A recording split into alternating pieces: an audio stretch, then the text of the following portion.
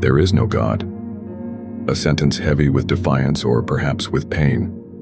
For some, it is born of reason. For others, of disappointment. For others still, of wounds too deep to trust the heavens again. But what advice would wisdom give to such a man? How might philosophy and faith respond? To deny God is not always arrogance. Sometimes it is honesty. Sometimes it is grief. The Stoics themselves did not all agree. Some spoke of gods, others of a single divine reason, the Logos, that orders the cosmos. Thus the first counsel is this: do not condemn the skeptic. Listen to him, for behind his denial is a story. The human mind is brilliant.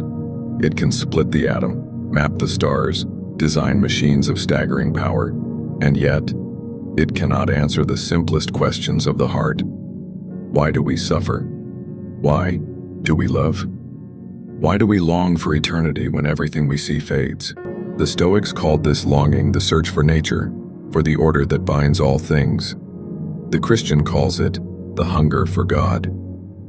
To the man who says, "There is no God," wisdom whispers, "Perhaps." But ask yourself, can a creature bound by time pronounce final judgment on eternity? Can an eye that sees only a corner of the canvas declare the entire painting empty? The humble answer is not certainty, but wonder. Epictetus said, "First, learn what you ought to be, then do what you ought to do." Whether you believe in God or not, the question remains, will you live justly?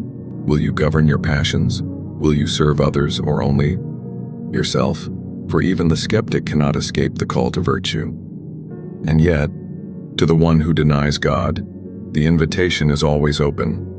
To look again, to listen in silence, to wonder at the stars, at the conscience that stirs within, at the love that refuses to die. For belief is not forced, it is discovered in the mystery of life, in the reason of the universe, and for the Christian, in the face of Christ. So what advice would wisdom give to the man who says, "There is no God"? Do not mock him, do not fear him, do not argue endlessly with him, but counsel him to remain humble, to live with virtue, to keep his heart open.